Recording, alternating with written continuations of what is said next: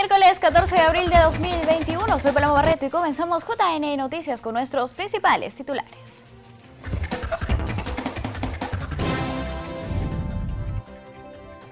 Misión Electoral de la OEA felicita al Perú por la realización de las elecciones del 11 de abril.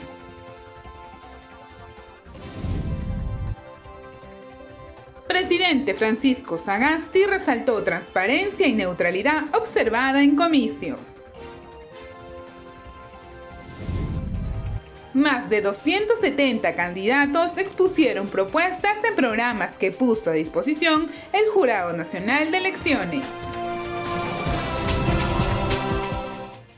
Bien amigos, comenzamos con el desarrollo de la información. La Misión Electoral de la OEA felicitó al Perú por la realización de los comicios del 11 de abril. Además destacó el trabajo realizado por las autoridades y funcionarios de las distintas instituciones electorales del país. Peruanas y peruanos, como jefe de la Misión de Observación Electoral de la OEA, quiero felicitar al pueblo peruano tras la extensa jornada electoral del pasado domingo. El pueblo peruano fue felicitado por la misión de observación electoral de la Organización de los Estados Americanos tras la intensa jornada electoral del último domingo. La misión destacó el trabajo de las autoridades electorales, quienes llevaron adelante sus labores en medio de un contexto de pandemia. Reconocemos los esfuerzos de la Oficina Nacional de Procesos Electorales, OMPE, por generar un ambiente seguro para los votantes. La saludamos asimismo a los miembros de mesa, fiscalizadores del jurado, funcionarios de la OMPE, a la Fuerza de Seguridad, a los miembros de mesa de observadores nacionales, quienes estuvieron presentes en los locales de votación para contribuir desde sus respectivos roles al éxito de la jornada.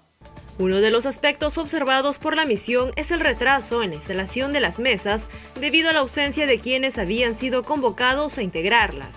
Quiero aprovechar la oportunidad para reconocer el compromiso cívico de las y de los votantes, especialmente de los adultos mayores y personas con discapacidad que esperaron pacientemente para ejercer su derecho al sufragio y que en algunos casos debieron regresar en horas de la tarde para votar.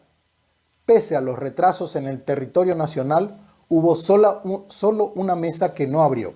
Observaron además locales amplios para mantener el distanciamiento social, que las mesas contaban con elementos de protección contra la COVID-19 y se constató el uso de mascarillas, caretas, alcohol en gel y elementos para desinfectar superficies. Respecto al cómputo de votos, la misión observó un lento avance y que la ciudadanía se informó sobre las tendencias a partir de una encuesta de boca de urna. Aun cuando resta computar el total de mesas, la misión precisa que es clara la tendencia hacia una segunda vuelta. La misión se mantiene en el terreno y una vez que finalice el cómputo, daremos a conocer un informe preliminar que incluirá los avances del Perú en materia electoral y las observaciones y recomendaciones de cara a la segunda vuelta. Amigos, el Jurado Electoral Especial de Lima Centro 1, cuyo ámbito jurisdiccional comprende a la votación del extranjero, recibió un primer grupo de 40 actas electorales que fueron observadas en centros de votación de los Estados Unidos durante las elecciones. Es importante recordar que Estados Unidos es uno de los países que concentra el mayor número de electores peruanos, es decir, más de 310,000 electores, y las ciudades donde se llevaron a cabo los comicios fueron en San Francisco, Los Ángeles, Seattle, Nueva York, Boston, Washington, D.C. Bien, de esta manera se viene desarrollando esta labor en los jurados electorales especiales de todo el país. El Jurado Nacional de Elecciones recibió más de 28,000 solicitudes de dispensas en su portal web. Trámite puede ser realizado las 24 horas del día de manera virtual. Más de 28,000 solicitudes de dispensa por no acudir a sufragar en las elecciones generales del pasado domingo 11 recibió el Jurado Nacional de Elecciones solo en el primer día de los trámites tras los comicios. Los trámites se realizan únicamente de manera virtual a través del sistema de dispensa virtual del organismo electoral, ubicado en la página institucional www.jne.gov.pe, todos los días de la semana, las 24 horas del día. Resaltaron que todas las solicitudes ingresadas y las que se presenten en los siguientes días y meses serán atendidas en un plazo máximo de 2 días hábiles y solo procederán si están debidamente sustentadas. El JNE indicó que el seguimiento del trámite se puede hacer desde cualquier dispositivo electrónico como una tablet, celular y o PC, desde la comodidad de su hogar u oficina.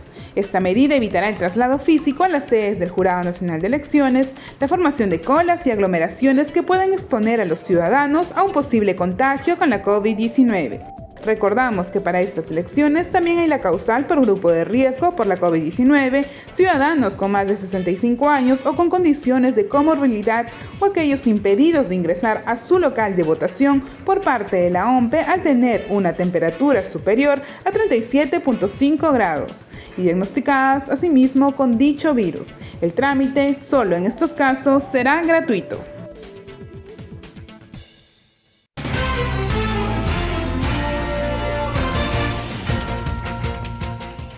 Amigos, es momento de una entrevista. Vamos a conversar con Miguel Antezana. Él es analista político y hablaremos sobre el mapa electoral del Congreso de la República, un diagnóstico y las consecuencias tras las elecciones generales 2021. Señor Antezana, ¿cómo está? Bienvenido a JN Noticias. Muy buenos días. Buenos días, Paloma. Muchas gracias por la invitación. Bien, hasta el momento tenemos un conteo ya de la Oficina Nacional de Procesos Electorales. ¿Cómo se avisora que será la conformación del próximo Congreso, señor Antezana? Bueno, como ya se ha venido diciendo desde el día domingo, lo que tenemos clarísimo es que vamos a tener un Congreso bastante fragmentado, un Congreso que pudiera estar distribuido en 10 u 11 bancadas. Esto va a depender del conteo final y también de la solución de las actas que puedan ser impugnadas y que tienen que ser resueltas por el Jurado Nacional Electoral. Al final tendremos, como decía, estas 10 u 11 bancadas que van a tener que enfrentar el periodo legislativo inmediato, pero también además están enfrentando esta lucha para no perder la inscripción, porque recordemos que dependiendo también la cantidad de votos, no es solamente es que llevan congresistas al Parlamento, sino que también está el peligro de perder la inscripción si no superan esas vallas establecidas por las leyes respectivas. ¿Cuál es esa valla para la inscripción o para la permanencia en el registro de organizaciones políticas? Se dice también que podría existir algunas bancadas, pero que se queden sin organización política. Sí, tenemos aquí un fenómeno muy particular. Hay algo que establece la ley orgánica electoral que habla del 5% de los votos totales para congresistas o 7 congresistas en 2 o más circunscripciones. Esa es la primera valla que establece la Ley Orgánica de Elecciones. Pero también tenemos la Ley de Organizaciones Políticas, que esta tuvo un cambio y establece como piso, como valla, como límite, el 5% y 5 congresistas en 2 o más circunscripciones. Entonces, ¿qué puede suceder? Que tú cumplas la que establece la Ley Orgánica de Elecciones, pero la Ley de Organizaciones Políticas no se cumpla y por eso pudiera suceder el fenómeno de bancadas que llevan congresistas al Parlamento, pero que pierden su inscripción. Esto es lo que está sucediendo. Y además hay una tercera valla que ya viene con el reglamento del Congreso, que para establecer un grupo parlamentario tiene que haber mínimo 5 congresistas. Si hubiese el caso de que algún partido político lleva 4 congresistas, estos no pudieran formar un grupo parlamentario, tendrían que unirse a otros para conformar un grupo parlamentario multipartidista. ¿Cuántas personas tienen que formar este grupo parlamentario? 5 mínimo. 5. Listo. 5 como mínimo. Ahora, ¿cómo sería la distribución de las comisiones al interior del Congreso de la República? Esta distribución va a depender mucho de los porcentajes, precisamente del peso que tenga cada partido en el Congreso. Generalmente, cuando tenemos al final la cantidad de bancadas, hay una distribución que va a depender de este porcentaje, pero ciertamente que hay algunas comisiones que son las más apetecidas que otras y los partidos luchan por tener la presidencia de estas. Por ejemplo, hablamos de la Comisión de Presupuesto, la Comisión de Constitución, entre otras comisiones que generalmente los partidos que tienen la mayor votación son los que presiden este tipo de comisiones. La idea es que sea una distribución lo más democrática posible y que, por supuesto, haya una proporción, una equivalencia entre la presencia de esos partidos en el Congreso que se refleje también en las comisiones respectivas.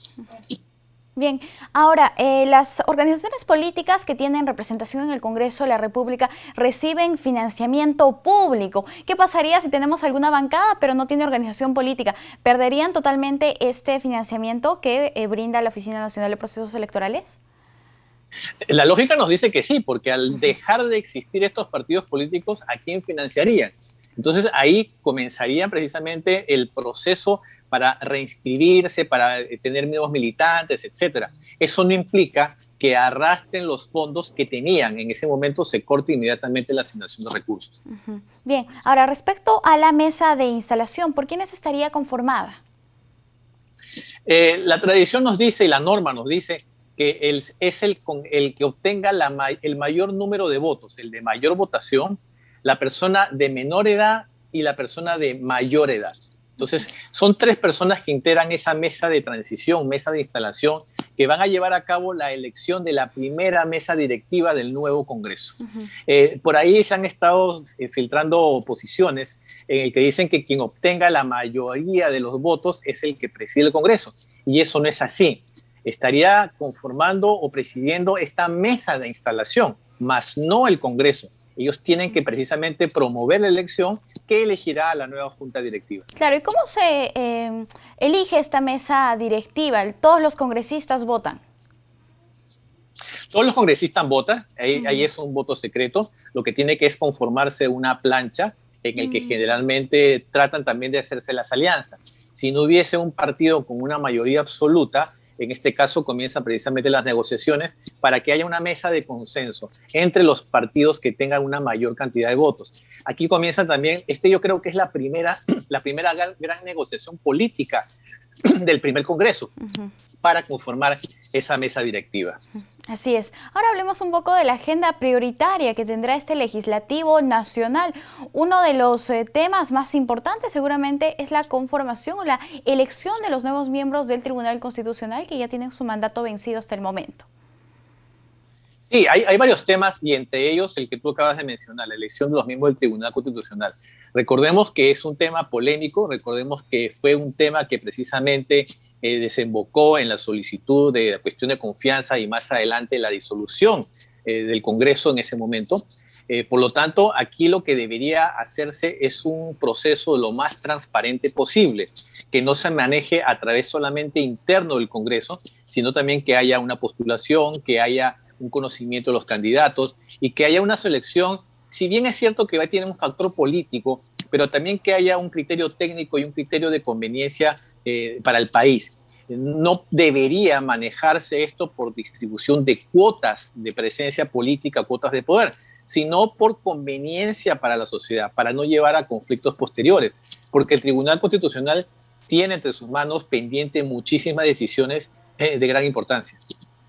Claro, otro de los aspectos que se tendría que comenzar a trabajar desde el Congreso de la República sería la legislación electoral. También se tiene que tocar con pinzas este aspecto. Sí, yo creo que la legislación electoral tiene que modificarse, es perfectible como cualquier norma, y también debería retomarse el tema de la reforma política. Yo creo que hay varios puntos bastante polémicos que deberían comenzar a trabajarse desde el primer día, porque recordemos que se trató de hacer una reforma política en casi un año y medio y por supuesto que se hizo a medias, algunas fueron parches más que reformas en realidad. Entre los temas bastante polémicos y que hemos vivido en esta última elección está, por ejemplo, el tema de la difusión de las encuestas. Recordemos que según la norma vigente, una semana antes no se pueden divulgar las encuestas, hasta una semana antes. Sin embargo, en época de redes sociales, en época de medios tecnológicos, todo el mundo estaba distribuyendo cifras de supuestas encuestas. No sabemos si válidas o no, pero se estaban conociendo cifras. Yo creo que es importante que la ciudadanía conozca este número para saber más o menos cómo están las tendencias. Yo creo que estamos bastante maduros como para saber que eso no va a influir definitivamente en la decisión. Es preferible tener información oficial que información oficiosa o por vía de rumores. Y otro tema que también pudiera revisarse, y esto que además se hizo la reforma, pero tendría que revisarse desde mi punto de vista, es el tema del voto preferencial. Esta vez es la última vez que se utilizó el voto preferencial, es decir, que tú podías elegir por un partido político para el Congreso y marcar un número del candidato de tu preferencia. Para la siguiente vez no va a ser así, va a ser por listas cerradas, que solamente van a entrar en el orden establecido. Se arguyó que esto era democrático. Desde mi punto de vista no es tan democrático. Yo creo que es más democrático que tú lleves al Congreso a la persona que consideras que está más preparada, así esté en el último lugar de la lista.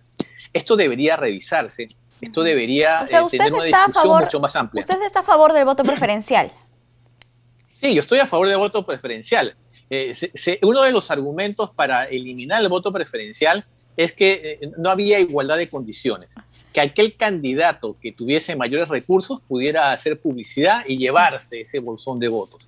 Hemos tenido una gran prueba ahora en las elecciones, porque además hubo franja electoral, hubo casi que igualdad de condiciones. Y así, con toda esa igualdad, entre comillas, de condiciones, hubo candidatos que tuvieron mayor exposición y menor exposición, y eso no influyó en nada en los candidatos que han alcanzado alguna curul hasta ahora, según los conteos, para el Congreso. Por lo tanto, yo creo que el voto preferencial, si bien es cierto que beneficia a los candidatos que pueden estar en la cola de la lista de congresistas, también beneficia a los electores, porque es una muestra para que ellos tengan la libertad de elegir al candidato que mejor los pueda representar y que consideran que están mejor preparados para el cargo. Pero sabemos, señora Antezana, que también tendría una serie de consecuencias negativas, como por ejemplo el tema de la paridad, que es lo que se busca en la representación política, y otro tema sería respecto a evitar esa competencia desleal que puede haber entre los candidatos en una misma organización política, ¿no? Y es precisamente por eso es que se buscó eliminar para las próximas elecciones. Claro, pero si también nos vamos a ese punto que mencionas, que por supuestamente es válido, el tema de las elecciones internas tampoco funcionó adecuadamente. En el año pasado, algunos partidos tuvieron elecciones internas a medias, porque también hubo listas que ya estaban conformadas. No fue un voto directo, universal, no se conformaron las listas según el deseo de los militantes, sino según una lista que algunos partidos ya presentaron a sus militantes. Entonces, si vamos a hablar de esto de la paridad, también entonces hablemos de la cantidad de candidatos.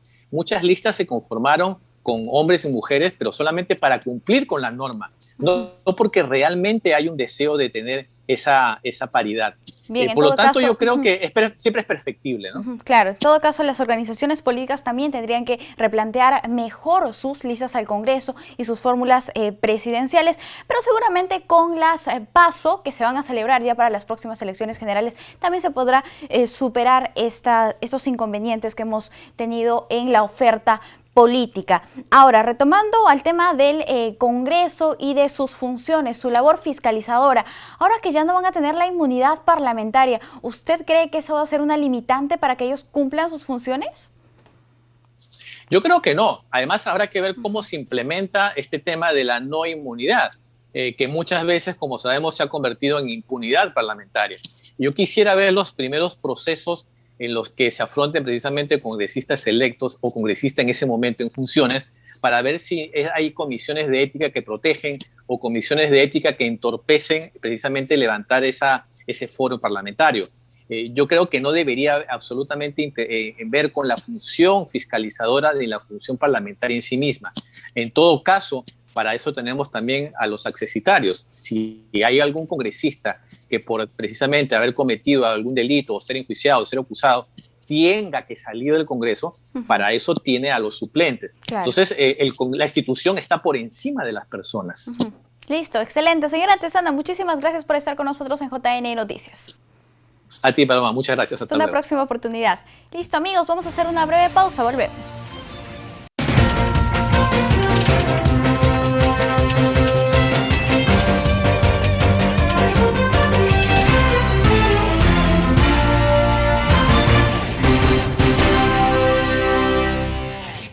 Amigos, el Jurado Nacional de Elecciones presentó el perfil electoral sobre la participación política de las poblaciones en situación de vulnerabilidad en las elecciones generales. El estudio revela que solo existieron 30 candidaturas de personas con algún tipo de discapacidad que postularon al Congreso. El Jurado Nacional de Elecciones, a través del último reporte del perfil electoral, indicó cuál fue la participación de poblaciones vulnerables en estos comicios. Resaltó la importancia de que al conmemorarse los 200 años de independencia debe primar la necesidad de incluir su representación en los espacios de poder. Para las elecciones generales 2021, las personas con discapacidad habilitadas para votar son alrededor de 135.186 y su representación en cargos de elección popular es muy reducida, ya que solo existieron 30 candidaturas con algún tipo de discapacidad postulando al Congreso de la República. Cabe resaltar que en su mayoría estuvieron postulando por los partidos Perú Patria Segura, Partido Contigo y Victoria Nacional, y en los demás partidos un menor porcentaje. Con respecto a candidaturas afroperuanas al Congreso, se identificaron 20 aspirantes para las circunscripciones electorales del Callao, Ica, Lima, Piura y Tumbes, siendo 13 mujeres y 7 hombres.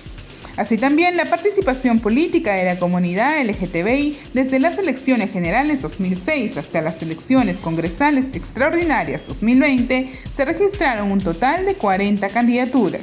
En este proceso electoral se registró un total de 5 candidaturas pertenecientes a la comunidad LGTBI en la circunscripción de Lima. El perfil electoral llega a la conclusión que candidatos y partidos políticos en estas elecciones no presentan políticas públicas inclusivas, concretas y viables en favor de los grupos históricamente excluidos en los planes de gobierno 2001-2026. Ante ello, la demanda de las poblaciones vulnerables deberían tener representación en cargos de elección popular. Amigos, y por su parte, el presidente de la República, Francisco Sagasti, felicitó a las autoridades del sistema electoral por el trabajo realizado en las elecciones generales, resaltando la transparencia y neutralidad observada en el proceso. Veamos sus declaraciones.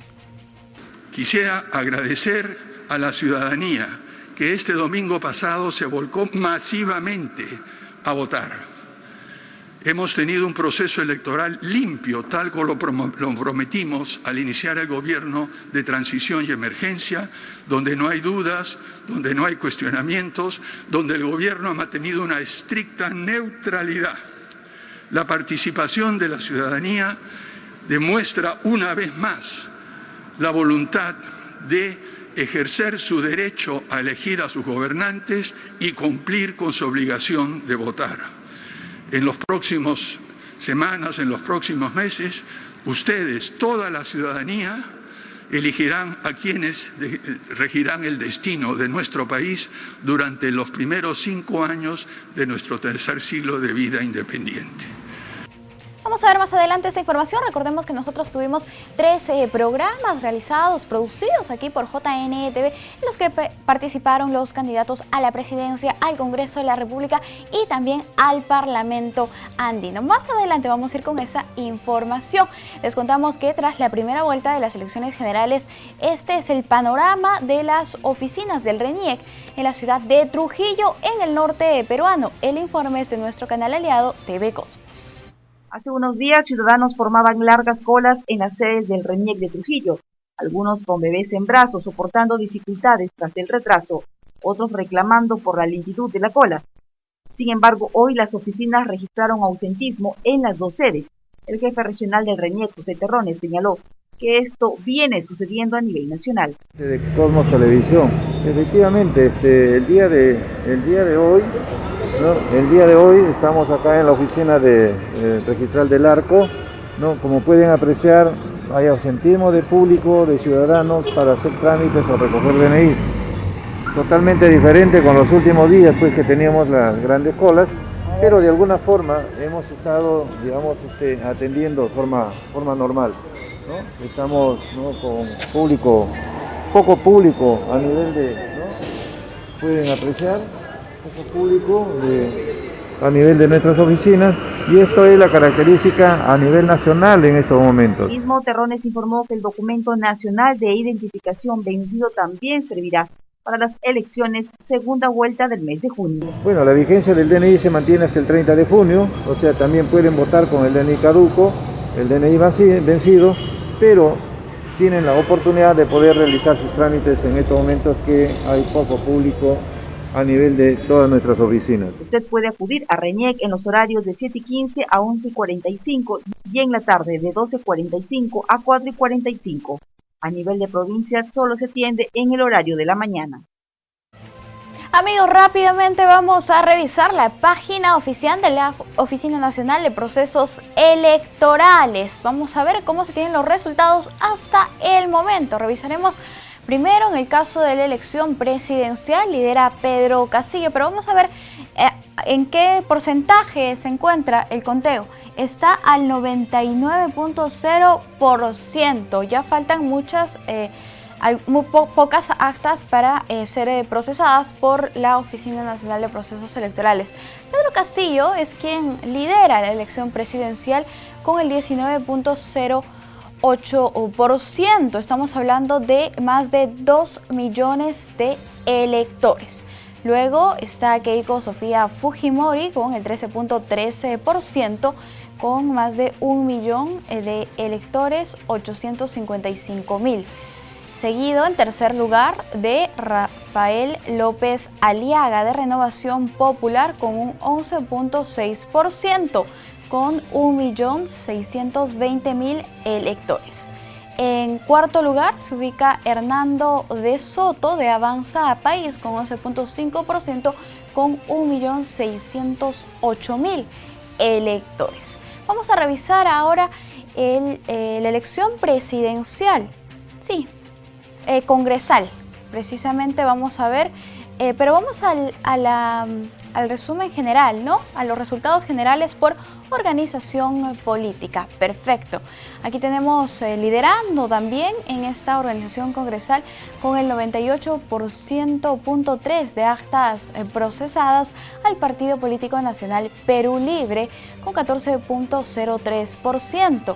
En segundo lugar, Fuerza Popular con 11.12%, Acción Popular en tercer lugar con 9.23%, Renovación Popular con 9.06%, Alianza para el Progreso en quinto lugar, sí, con 7.63%, Avanza País, Partido de Integración Social, con 7.41%, Juntos por el Perú 6.62%, Partido Democrático Somos Perú con 6.04%, Podemos Perú con 5.77% y el Partido Morado con 5.29%. Hasta esta organización política, en todo caso, tendrían representación en el Congreso de la República. Pero de todas formas vamos a esperar los resultados finales que proporcione la Oficina Nacional de Procesos Electorales cuando tengan las actas procesadas al 100%. Recordemos que las organizaciones políticas que no superan el 5% perderían la inscripción en el registro de organizaciones políticas del Jurado Nacional de Elecciones. Vamos a ver qué es lo que pasa en el Parlamento andino. También aquí lidera Perú Libre al 94.6% de actas procesadas. Perú Libre en primer lugar, en segundo lugar Fuerza Popular, tercer lugar Renovación Popular y Acción Popular en cuarto lugar. Y en quinto lugar Avanza País, Partido de Integración Social, serían quienes tendrían alguna posibilidad de colocar integrantes en el Parlamento andino. Vamos a revisar la participación ciudadana, por favor, para ver cuánto de ausentismo tuvimos en estas elecciones y la cifra cada vez se va incrementando. Actas procesadas al 99.0%, según la Oficina Nacional de Procesos Electorales. Tuvimos un total de asistentes en el 70.5%. Estamos hablando de 16 millones de electores que acudieron a las urnas. Sin embargo, en los ausentes tenemos un 29.4%, que equivale a más de 7 millones de electores quienes prefirieron no acudir a las urnas. Este porcentaje, si bien no es muy elevado, a comparación de los otros procesos electorales, sí es superior. Entonces vamos a ver cómo se analiza esta información más adelante y también evaluar por qué se generó tanto ausentismo. Se plantea que fue por la pandemia de la COVID-19 que estamos viviendo actualmente.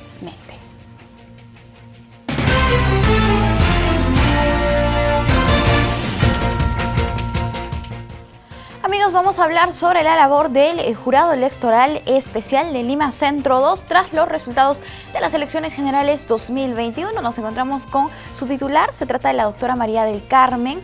Ella nos hablará sobre la competencia de este Jurado Electoral Especial. ¿Cómo está, doctora? Muy buenos días, bienvenida a JN Noticias. ¿Cómo está? Muchas gracias por la invitación. Bien, doctora, coméntenos por favor cuáles son las competencias ya en esta etapa del proceso electoral que les corresponde a ustedes. ¿Qué es lo que están haciendo? Bueno, a partir del día domingo, propiamente el día lunes, hemos empezado la labor de resolución de actas observadas y en su momento posiblemente sobre votos impugnados. Sabemos que en Lima Centro 2, que como ustedes saben, la competencia de los distritos de Lima, Jesús María y Breña, se instalaron un total de 1.692 mesas de sufragio. En cada una de ellas, pues, que también es de público conocimiento, se han llevado adelante las 3 elecciones, por lo tanto, corresponde 3 actas por cada una de esas 1.692 mesas de sufragio, lo que hace un número de 5.000 aproximadamente. En primer término, nosotros estamos esperando que la oficina de la ODP, Centro 2, nos envíe las actas que han sido observadas o votos impugnados. A la fecha, el día lunes, hemos recibido la suma de 66 actas observadas, las cuales el día de ayer ya han salido de acá del jurado con su resolución respectiva y están colocadas también en el panel. Y el día de ayer, tarde-noche, hemos recibido 46 actas que en este momento ya se están trabajando, actas observadas. A la fecha no tenemos votos impugnados, ¿no? Y de ahí quisiera solamente hacer una diferencia porque el tratamiento en uno y otro caso es diferente. Claro, todavía el conteo de la Oficina Nacional de Procesos Electorales continúa. En todo caso, seguramente en esta semana van a seguir recibiendo algunas actas observadas. Respecto al procedimiento que debe seguir una vez llegan estas actas al Jurado Electoral Especial, ¿qué es lo que hacen ustedes, doctora? Bueno, en primer lugar, el ETI, que es el informático, bueno, se reciben por mesa de partes, es todo un protocolo con el cual llegan acá, ¿no?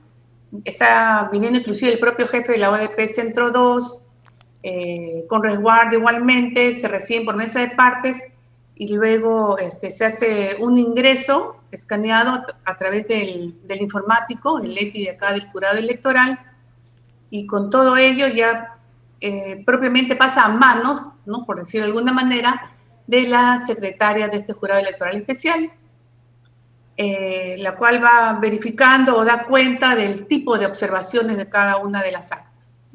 Y para poder iniciar luego a resolverlas, ¿no?, conforme a las normas que ya están previstas para este caso, que es el reglamento que está contenido en la resolución 031-2015 del Jurado Nacional de Elecciones. Bien, doctora, ¿existe algún plazo para resolver estas actas observadas? Oh, sí, claro. La propia norma nos indica que tiene que ser en un plazo máximo de 3 días. Listo. Lo cual estamos cumpliendo porque al día siguiente estamos expidiendo las resoluciones, ¿no? Doctora, según su experiencia, tras el escrutinio de las actas electorales, ¿cuál es la observación más frecuente? Bueno, lo que estamos viendo hasta ahora, porque han sido muy pocas, ¿no? Como te digo, hemos recibido 112 actas observadas y lo frecuente es la ilegibilidad. Como quiera que estas actas son llenadas por los ciudadanos, miembros de mesa, son llenadas de manera manuscrita, pues se producen algunos errores, ¿no? Nosotros mismos tenemos de repente diferentes formas de, no sé, de escribir el 5, el 9, etcétera. Luego, esa es una de las observaciones que nos ha remitido la ODP. Otra es porque las mismas actas vienen de manera incompleta.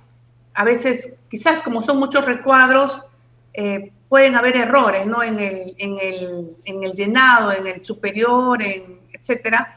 Esos errores y otros que hemos advertido hasta ahora, que son en menos cantidad, son errores en actas al suscribir las actas de instalación o del propio escrutinio, ¿no? Muchas veces también estamos observando que los señores miembros de mesa no firman las actas o no las firman completas, ¿no? Si son 3 ejemplares, firman uno u otro y obvian el tercero.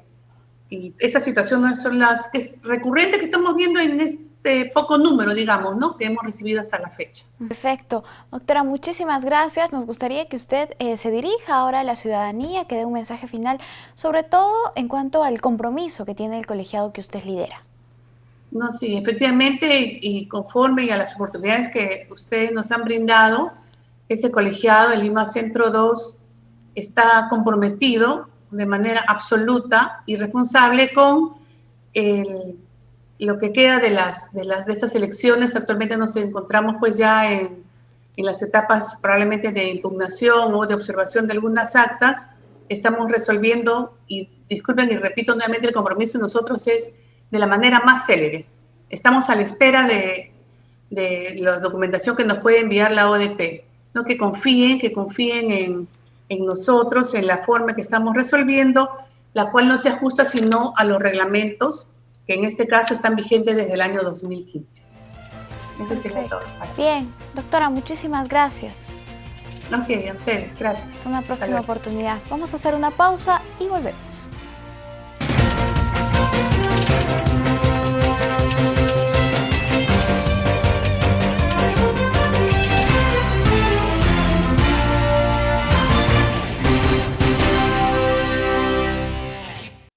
Amigos, les contamos que más de 270 candidatos expusieron sus propuestas en los 3 programas de televisión que el Jurado Nacional de Elecciones puso a disposición de las organizaciones políticas en las elecciones generales 2021. Veamos. 273 candidatos al Congreso y Parlamento andino, así como 4 candidatos a la presidencia, pudieron exponer sus propuestas durante 31 programas que el canal JNTV brindó en el marco de las elecciones generales 2021. El programa Usted Elige contó con 4 candidatos postulantes a la presidencia de la República. No podemos permitir que sigan saqueando nuestros recursos naturales, que depreden nuestros mares, que deforesten la Amazonía. Que hoy sufrimos las consecuencias del abandono de la salud por todos los partidos políticos que han gobernado el país. Porque tenemos el plan de gobierno más ambicioso, responsable y ejecutable de cuantos haya podido leer.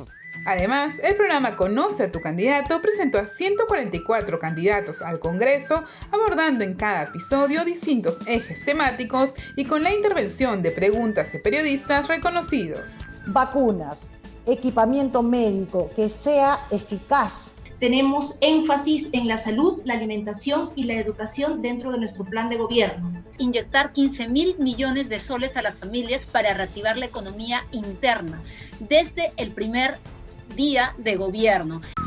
En el programa Tribuna Electoral participaron 129 candidatos al Parlamento andino y al Congreso, quienes brindaron sus propuestas y también respondieron preguntas de ciudadanos a nivel nacional y por las redes sociales. Vamos a trabajar en forma coordinada la agricultura, la ganadería, con una minería responsable. Promover la construcción de muros de contención, pistas, alumbrado, agua y desagüe. Recuerden que por la pandemia son servicios básicos. Crear SUNEDU para los colegios, para garantizar la calidad educativa en los colegios, institutos y universidades. Estos espacios, impulsados por el canal JNTV, se habilitaron en este proceso electoral con la finalidad de que los ciudadanos conozcan propuestas y acuden a realizar un voto informado, voto que se vio reflejado en las urnas el 11 de abril. Les compartimos ahora las 5 noticias oficiales más importantes del día, elaboradas por la Agencia de Noticias Andina. Bienvenidos, desde la Agencia de Noticias Andina, estas son las 5 noticias del día. Este viernes se inicia la inmunización de adultos mayores de 80 años de Lima y Callao. Esto en función al nuevo plan de vacunación anunciado por el presidente Sagasti y que tiene un enfoque territorial. El objetivo es vacunar a 718.000 adultos mayores de 80 años, luego los mayores de 70 y después de 60. La meta al final de su gobierno es concluir con la vacunación de los menores de 60. Atención sobre todo a los adultos mayores, porque se habilitó la plataforma del único Padrón Nacional de Vacunación contra el COVID-19 a poblaciones completas en la jurisdicción que habitan y según grupos de edad. Solo debe colocar su DNI en la plataforma Pongo el Hombro por el Perú. Allí aparecerá la fecha, rango de horario y dirección del lugar de vacunación. Esta mañana, más de 2.000 efectivos policiales desalojaron de manera pacífica a cerca de 4.000 personas que invadieron de manera ilegal desde hace 10 días diferentes puntos del Morro Solar y la playa La Chira en el distrito de Chorrillos. 3 nuevas plantas de oxígeno medicinal serán entregados al Ministerio de Salud esta semana gracias a la iniciativa de Respira Perú. Cada planta producirá 20 metros cúbicos de oxígeno por hora al 93% de pureza, lo que permite atender alrededor de 30 pacientes a la vez. Estas plantas serán enviadas a los hospitales de emergencia Ate Bitarte, Chancay y Ferreñafe. Y esta es una buena noticia, porque un grupo de jóvenes peruanos universitarios de diferentes carreras de ingeniería diseñaron un prototipo de vehículo eléctrico a batería y ganaron con este proyecto el primer puesto del Basel Designing Award de la categoría prototipo y el segundo puesto en el Communications Award en los premios Off-Track de la Shell Eco Marathon. Para mayor información, no se olviden de visitar andina.p.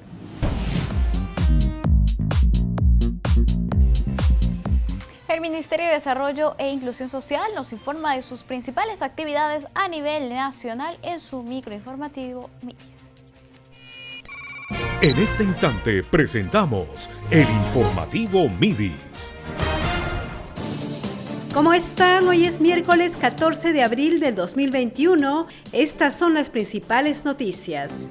La ministra Silvana Vargas sostuvo una reunión de trabajo con el Comité de Transparencia y Vigilancia Ciudadana. En el encuentro, la ministra destacó el esfuerzo de promover la participación informada de la sociedad civil en la vigilancia de los programas sociales. También planteó establecer una agenda con temas prioritarios para garantizar procesos más eficientes y fortalecer el trabajo que se realiza teniendo en cuenta la transformación digital y la gobernanza. Tenemos 3 ejes que nosotros les proponemos hoy: el eje de la gestión del conocimiento, el eje de la transformación digital para garantizar un proceso más efectivo, más eficiente, y a la vez el eje de la gobernanza con estos puntos que tienen que ver fundamentalmente con formalizar procesos, roles, responsabilidades y plazos. Pablo Lavado, consultor experto de UNICEF, destacó que las transferencias del MIDIS a través de sus programas sociales han mitigado el crecimiento de la pobreza entre 3 y 4 puntos porcentuales. Fue durante su participación en el webinar internacional sobre la primera infancia en el contexto de la pandemia de COVID-19, organizado por el programa Cuna Más. Hemos estimado que la pobreza, en términos generales, habría aumentado a 30% como consecuencia de la situación que hemos vivido. Las transferencias que se han otorgado estarían ayudando a mitigar este aumento de la pobreza entre 3 y 4 puntos porcentuales, es decir, se estaría ubicando finalmente la pobreza entre 26 y 27%. Aquí ha jugado un rol importante todos los programas sociales del Ministerio de Desarrollo e Inclusión Social, y en esta situación en particular de los niños y niñas, Cuna Más, por supuesto, está jugando un rol importante. Continúa la vacunación contra la COVID-19 a las usuarias y usuarios del programa Pensión 65 en todo el país. La inmunización se realiza en diferentes espacios abiertos como coliseos, estadios e instituciones educativas. Han recibido la primera dosis más de 11.000 personas usuarias del programa en Cajamarca, Lima, Junín, Cusco, Loreto, La Libertad, Arequipa, San Martín y Callao, y más de 4.000 personas ya han recibido la segunda dosis en La Libertad, Loreto, San Martín y Arequipa. Muchas gracias por acompañarnos en esta edición. Nos reencontramos mañana a la misma hora. Hasta aquí el informativo MIDIS, una producción de la Oficina General de Comunicación Estratégica del Ministerio de Desarrollo e Inclusión Social. Ángel Cruz Salazar tiene 104 años, es ex policía y fue combatiente de la guerra con Ecuador en el siglo pasado. Él se inmunizó contra la COVID-19 y es un ejemplo para sus 17 hijos y 67 nietos. Veamos el video que nos comparte el Ministerio del Interior.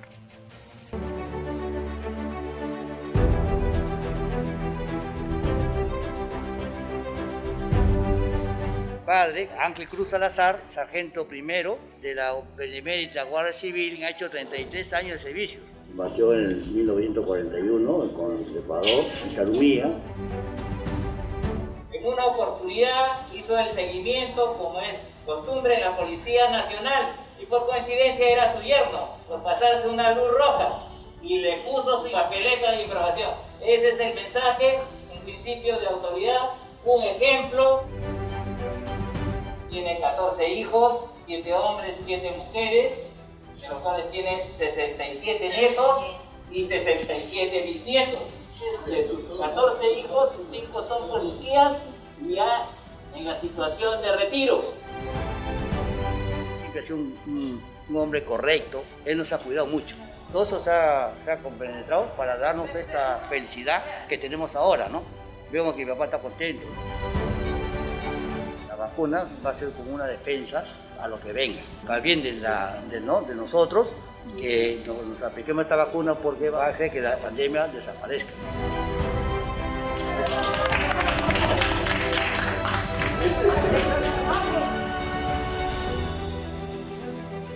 Y preste atención a la siguiente información porque auditores de la Contraloría advierten al MINSA que existen diferencias en cifras de fallecidos por la COVID-19. Dicha situación limita seriamente la toma de decisiones de las autoridades para enfrentar la pandemia. La Contraloría detectó diferencias en el reporte de fallecidos por COVID-19 en el Perú, por lo que advirtió al MINSA que el no contar con información real impide efectuar un análisis de la situación de la pandemia y afecta la oportuna toma de decisiones por parte de las autoridades. Las diferencias se constataron en la información brindada por el Centro Nacional de Epidemiología, el Centro de Prevención y Control de Enfermedades y las direcciones regionales de salud y de redes integradas en salud. Como muestra se tomó a las regiones de Ancash, Cusco, Loreto, Piura y Ucayali, donde las diferencias reportadas por cada centro fueron significativas. Estas incongruencias fueron sustentadas en base a la falta de recursos humanos, al contagio de la COVID-19 durante la investigación, registros duplicados de fallecidos, la falta de capacidad operativa en las unidades notificantes del sistema de vigilancia epidemiológica, entre otros. La magnitud de lo hallado por la Contraloría es tal que confirma que no existen datos oficiales sobre los fallecidos por COVID-19 en el país. El último reporte del 10 de abril, el Sistema Informático Nacional de Defunciones registró un total de 148.117 defunciones por motivos de la COVID-19, mientras que el MINSA reportó 54.903 fallecidos y la DIRESA un aproximado de 71.090 fallecidos.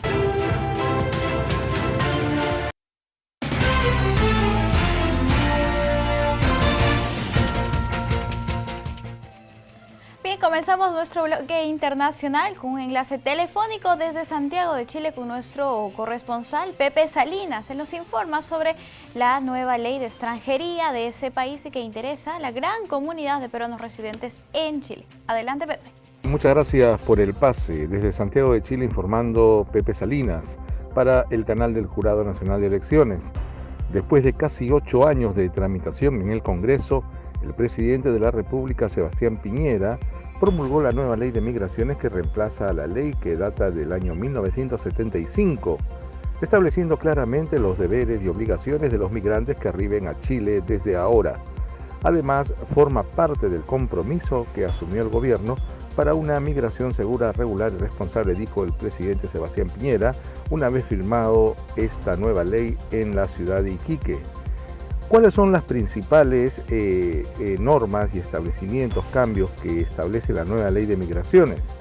Se pasa de una ley de extranjería a una ley de migraciones, donde el Estado promoverá los derechos de los extranjeros, así como también sus deberes y obligaciones. Permite también sincerar las razones por las cuales los extranjeros que vienen al país, de manera que quienes vengan con intenciones de vivir en Chile, tienen que decirlo explícitamente, y cuando soliciten la visa en los consulados en los países de origen, inmediatamente se les otorgará su documento o cédula de identidad desde el primer día que pisen suelo chileno. Además, se creará una nueva institucionalidad del Servicio Nacional de Migraciones y sus direcciones regionales, abarcando de mejor manera el territorio chileno. Este nuevo servicio permitirá hacer los trámites con mayor rapidez y tiempos de tramitación en todo el país, a la vez centralizar el análisis e información de todos los migrantes avecindados aquí en Chile. Se facilitarán también las expulsiones administrativas. Este es uno de los puntos más neurálgicos, ya que a Ha sido causa de muchas protestas de organizaciones y ONGs en contra de esta ley, porque con la nueva ley de migraciones que ha firmado el presidente Sebastián Piñera, se facilitarán las expulsiones administrativas, vale decir que todo extranjero que haya ingresado por un pase no habilitado, o mejor dicho, de manera ilegal, será expulsado de oficio e inmediatamente devuelto a su país de origen. Por su parte, el ministro del Interior, Rodrigo Delgado, dijo que en su página en Twitter, que luego de un largo trámite legislativo junto al presidente Sebastián Piñera, hemos promulgado la nueva ley de migraciones que se ajusta más a los nuevos tiempos que necesita Chile. Vale decir que el día de ayer en Santiago Centro, aproximadamente 600 migrantes convocados por una ONG solicitó presentar reconsideraciones o un perdonazo, como se quiera decir, para los extranjeros que ingresaron de manera ilegal al país. Ya lo dijo el ministro del Interior, Rodrigo Delgado, que esto no será posible, ya que son falsas expectativas que se crean a estos migrantes, y lo que busca Chile es ordenar la casa. Así lo dijo el ministro del Interior ayer en conferencia, y dando a entender que este tipo de trámites o perdonazos, como se quiera decir, no van a ser viables con la nueva ley de migraciones. Desde Santiago de Chile, para el Jurado Nacional de Elecciones Televisión, informó Pepe Salinas. Y nos vamos rápidamente hasta Bolivia, porque tras las elecciones subnacionales, el escrutinio al 50% señala al movimiento al socialismo como el perdedor en 4 departamentos. El 11 de abril, Bolivia realizó la segunda vuelta electoral de sus elecciones subnacionales. Según el conteo preliminar de los votos, le dan el triunfo a los candidatos de los partidos opositores al movimiento al socialismo MAS, quienes perdieron en 4 departamentos hasta el momento. Cabe resaltar que el Tribunal Supremo Electoral calificó el proceso como un ciclo electoral complejo e indicó que aún se encuentran a un poco más del 50% de escrutinio de los votos. Destacaron además que el escrutinio definitivo puede tardarse varios días, siendo una fecha tentativa la próxima semana. Informaron que la jornada electoral contó con ausentismo de electores, pese a que el voto en Bolivia es obligatorio, pero según el presidente del Tribunal Supremo es normal que esto pase en los procesos de segundas vueltas. Para el 3 de mayo estaría prevista la toma de posesión de las nuevas autoridades de los gobiernos regionales y municipales de Bolivia.